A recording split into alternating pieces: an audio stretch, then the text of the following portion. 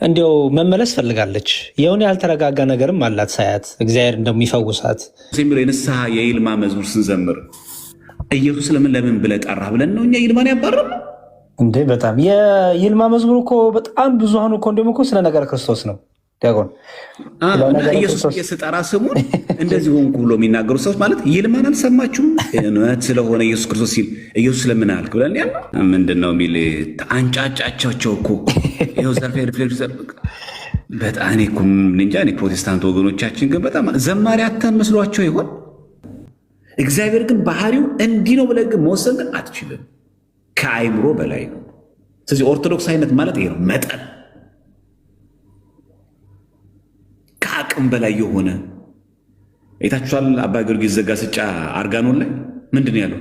ስለ አንቺ ልናገር አንደበቴ ያጥረኛል፣ እግዚአብሔር ስለ አንተ ልናገር ቃላቴ ያንጥሩኛል። እኔ ጭንጋፍ ሆንኩኝ፣ እኔ ማረባ ሆንኩኝ። አይችሉማ። እኛ ደግሞ ዛሬ መተን የዝማሬ ጎርፍ፣ የስብከት ጎርፍ፣ እኛ እንደዚህ ያደረግናት፣ እኛ እንደዚህ ያሳደግናት ኦርቶዶክስ፣ እኛ እንደዚህ ያመጠቅናት ኖ። እኛ የምናሳድጋት፣ እኛ ከፍ የምናረጋት፣ እኛ የበለጠ ኤክስፕረስ የምናረጋት ኦርቶዶክስ የለች። ዘረውላችን መጨረሻችን ያሳምርልን። እንግዲህ ካልከበደ እንቀጥላለን። ከከበዳችሁ ግን ትምህርቱን እንቀይራለን። ባያችሁት ነገር ወንድማችን እንኳን ደህና መጣ። መዝሙሬ እንዴ እኔ ስመጣ ነው እንዴት ትምህርት የሚቀይሩት? ይቀጥሉ እንጂ ቀይራለሁ። ትላንትና እኮ ይዘን የነበረው ነው አበሻው ብዬ ነው። ደህና ነህ? እግዚአብሔር ይመስገን። ዲያቆን እንዴት ኖት? እግዚአብሔር ይመስገን አለውም በቸርነቱ። አይ አንድ ትምህርት ኦርቶዶክሳዊ ትምህርት ለመባል ምን መስፈርት ማሟላት አለበት የሚለውን ከትላንትና ጀምረን ዛሬ ደግሞ ቀጥለን ነውና እሱን የተማር ነበር። ድንገት ጸኖ ከሆነ ትንሽ ያው ለስለስ ያለ ትምህርቶችን እንማር ብዬ ነው። አይ ድንቅን ያልተከታተልኩም እውነቱን ለመናገር ያው ድንገት ነው ዛሬም የገባሁት። እንዴት ኖት? እንዴት ሰነበቱ? እንዴት ከረሙ? አገልግሎት እግዚአብሔር ይመስገን። ይኸው በምሕረቱ ብዛት በሰላም የጠፋኸው ደህና ነህ አንተ? ደህና ነኝ፣ ደህና ነኝ፣ እግዚአብሔር ይመስገን። ያ ሁሉ ሰላም እኔ ጋራ ተመስገን። እንመለሳለን እንግዲህ። አዎ በጣም ጠፋ ብዙ ጊዜ። ያው አላጨናንቅም ብዬ ነው ዝም ያልኩህና እንግዲህ ትመጣለህ ብዬ ተስፋ አደርጋለሁ እግዚአብሔር ከፈቀደ። ብዙ ጊዜ የሆነ ላይቭ ላይ ከገባህምና አንዴ ከተወጣ እኮ መመለሱ በቃ ያውቁታል። እሱም ስራም ከሆነብህ ብዬ ነው ዝም ያልኩህ። እንኳን እኔ አይ እናውራለን፣ ተደዋውለን እናውራለን፣ ችግር የለውም። እየበረቱ ነው እርሶ? ያለው አንዳንድ ቪዲዮ ምናምን እያዩ ነው እና በርትተዋል። በጣም ደስ ይላል። ይበርቱልን፣ ያገልግሉን፣ ያስተምሩን። ምን እንትን እንላለን እየተንደፋደፍን እንደ አቅሚቴ ጋኖች አለቁና የኛ ነገር እኮ ጋኖች አለቁና ምንቸቶች ስለሆነ እንደ አቅማችን ነው እና በአንጠፋ ጥሩ ነው። ሁላችንም እንደ በኩላችንን እስቲ የተወሰነ ብንል ብለን ነው። አይ መልካም፣ እስቲ እንደዋወልና እንግዲህ እናወራለን፣ እንማከራለን። ቤተሰብ ሁሉ ሰላም ነው አይደል?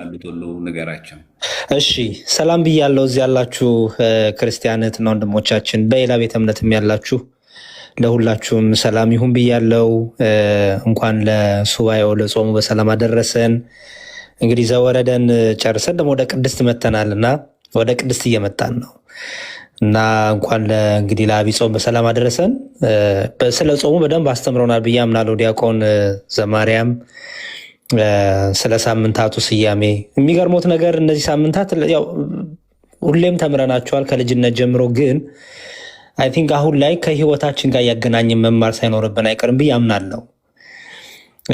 ዘወረደ አምላካችን ኢየሱስ ክርስቶስ ወረደ፣ ተወለደ፣ የነቢያቱ ሱባኤ ፍጻሜ ያገኘበት ብለን ብቻ ሳይሆን ለምን ወረደ፣ ለምን ተወለደ፣ ለምን ሰው ሆነ፣ በዘወረደ የሚሰበከው ንባቡ ራሱ እኮ የሚገርም ነው። ሲነበብ የነበረው ቅዳሴ ላይ ሲነበብ የነበረው መዝሙር ራሱ እና አሁን ደግሞ ቅድስት እየመጣ ነው። ቅድስት ላይ ደግሞ ምንድን ነው ከኛ የሚጠበቀው? በዚህ ሳምንታት የእኛ ህይወት ምን ይመስላል? በየሳምንታቱ ሲመዘን ሲፈተሽ የሚለውን አይ ቲንክ ከህይወታችን ጋር እያገናኘን መማር ሳይኖርብን አይቀርም ዲያቆን። ብዙ ጊዜ ሳምንታቱን ብቻ ነው እየተማርን ያለ ነው እና እሱንም እንዲያው ቢያስቡበት ቢያስተምሩ ጥሩ ነው እንዳሰብ ጀምሮት እንጂ እኔማ ያስኩኝ እኮ ምን ለሰው ማሽከርከር የለም። እንደውም መዝሙር ያሬድ በዚህ ቢገባ ምን ይመስላችኋል? ምን ይመስላችኋል? እያንዳንዱ ሳምንታት እየገባ ትምህርት ቢሰጥ አይመስላችሁ? ዘወረደ ቅድስ እያንዳንዱ ስያሜዎች፣ እሱ ደግሞ በየሳምንቱ መርሃ ግብር ይዞልን እነዚህ ሳምንታት ከህይወታችን ጋር ከመጽሐፍ እንዴት ቅዱስ ያሬድ ዝም ብሎ አልሰየመማ። እውነት ነው፣ ዝም ብሎ አልተናገረም። እያንዳንዱ ሚስጥር አለ። በጣም ይገርማል። እኛ ቤተክርስቲያን ፋሲካን ተነሳ ለማለት መጀመሪያ ከሰማያት ሰማያት መውረዱን ሰው መሆኑን አንስተው እያንዳንዱን ነገር ሰው መሆኑን ስጋዊውን ነግራን፣ ከዛ ተነሳ ትላለች። ብድግ ብሎ ዓለም ተነሳ የሚባል ማን ነው የተነሳው? የሞተው ማን ነው? እግዚአብሔር እንዴት ሞተ? ስጋ ስለለበሰ። ስጋ የለበሰው ማን ነው? ወልድ። ከመጀመሪያው ዘወረድ አንስታ እስከ ትንሣኤ ድረስ ሰብክናለች። ነገረ ክርስቶስ ማለት እኮ ነው። በቃ ቡጭቅ ብሎ ስቅለቱ፣ ቡጭቅ ብሎ ትንሣኤ አይደለም፣ ከልደቱ ተነስቶ ማለት ነው። እና ይህንን ነገር በደንብ አድርጎ ወንድማችን ያሬድ አሁን በጀመረበት መቼም መንፈስ ቅዱስ ነው ያናገረው። ስለዚህ ምን ይመስላችኋል ወገኖቻችን? ከስር ያላችሁ አይሻልም? እኔና እርሶ ነን እንጂ አንድ ላይ። እኔማ ተማሪ ነኝ። ስለዚህ የኔ ቤት ነው የኔ ቤት ነው። ጉልበተኛ መሆን ያለብኝ እዚህ ሰዓት ላይ ነው። እዚህ ቤት ያደርጋል። እዚህ ከስር ያላችሁ ሰዎች አሰብሰብ መምጣት የማይቀርም ወስደህ ቤት ትከፍታለህ የሚለውን ነው እንጂ መምጣታችን የማይቀር መማር አለብና እንመጣለን። እና ምን ትላላችሁ? ሁላችሁ ይምጣ አይደለ? የያዘው አይደለ? ሳምንታቶችን በሙሉ እኔ ግን ቤቴን ከፍቼ እኔም ጉልበተኛ ሆናለሁ። እንዲህ ነው ለካ። ስለዚህ ቤት ከፍተው ቀን ይመርጡና እያንዳንዱን ሳምንታት በዚህን ቀን እያንዳንዱን ሳምንት ሐዋርያ የሚሰጥበት ይሄ ነው ብለው ከቻሉ በየቀኑ ቢገቡ ደስ ይለናል፣ ሰዓት ወስነው። ካልቻሉ ደግሞ በሚመቹት ጊዜ ይንገሩና በዛን ቀን ተመጡ። በዛ እያንዳንዱ ሳምንታት ብንማራቸው ጥሩ ነው። እየገባን እያወቅነውም ብንጾምም ጥሩ ነው።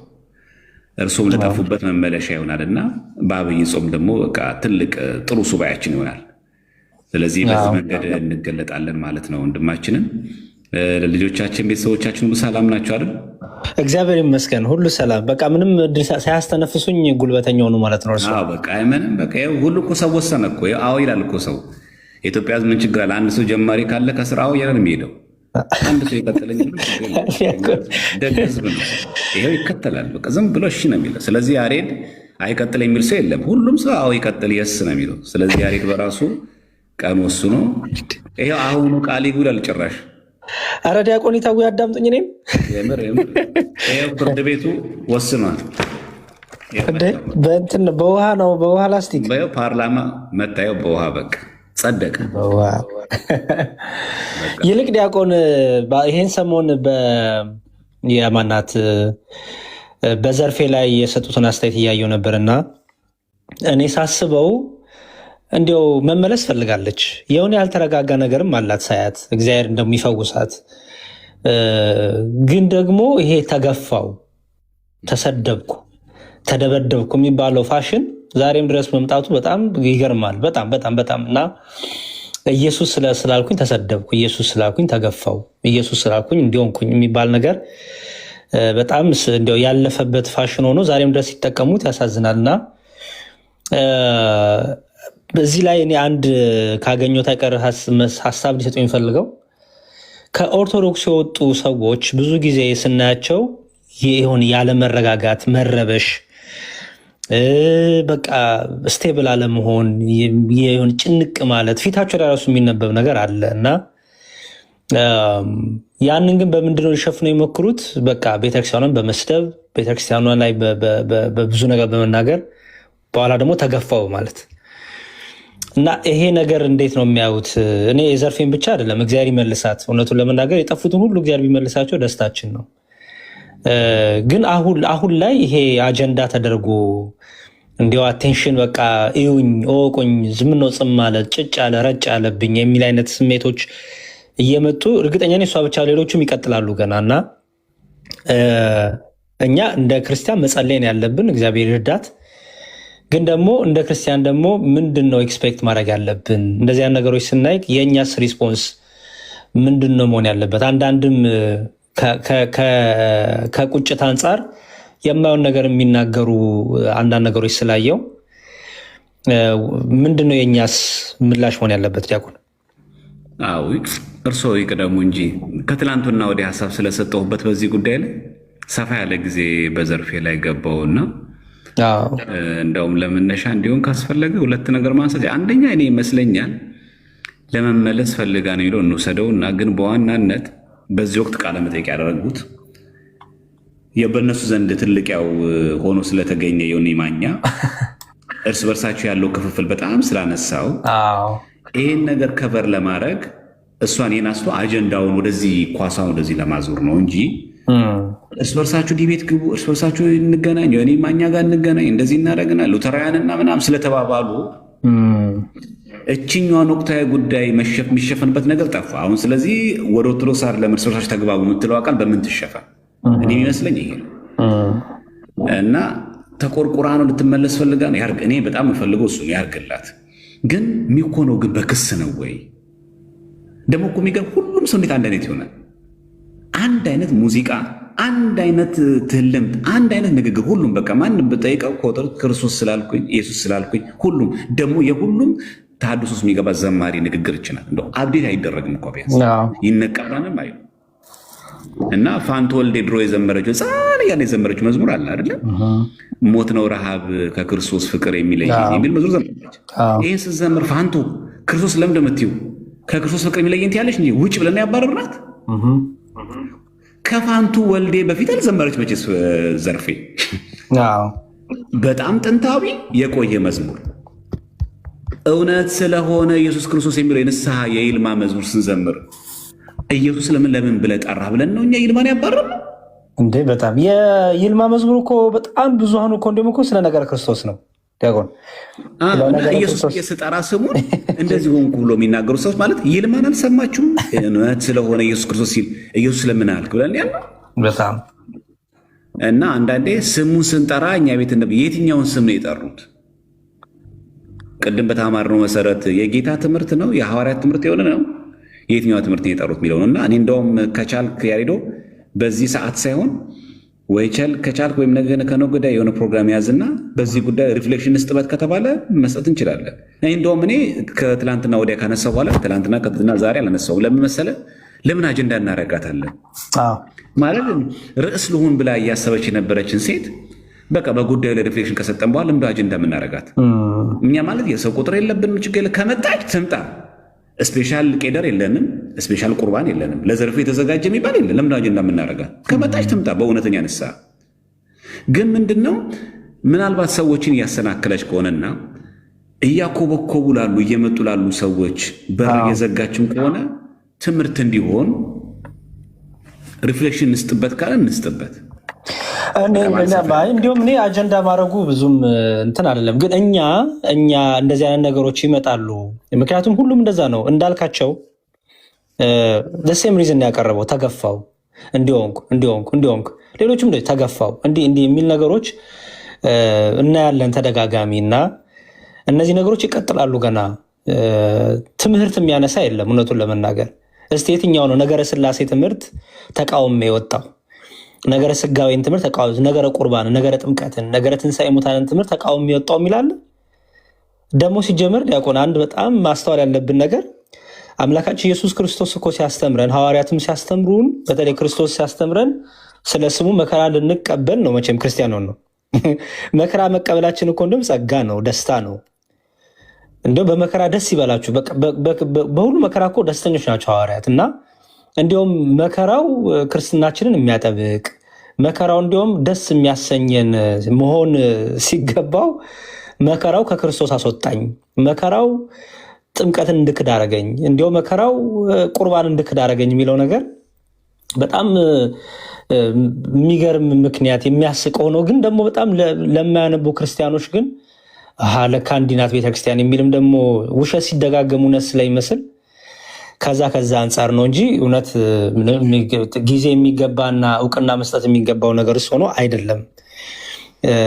ግን ደግሞ አሉ ልባቸው ገና ያልጸና ያልበረታ ገና እየመጡ አሉ እና ቤተክርስቲያኗን ጥላሻት ሲቀባ የሚደነግጡ አሉ። እንዴ እንደዛ ነው እንዴ የሚሉ አሉ። እና የሆነ ነገር ኮሽ ሲል አሃ ለካ እንደዚህ ነው ገሌ ላይ የደረሰው የሚል ነገሮች ስላሉ ከዛ አንጻር ነው እንጂ አጀንዳስ መሆን አይጠበቅባትም። እንዲያውቁን ደግሞ ምንድነው ታውቃለህ? የሆነ አንድ ቪዲዮ የሰሩት አለ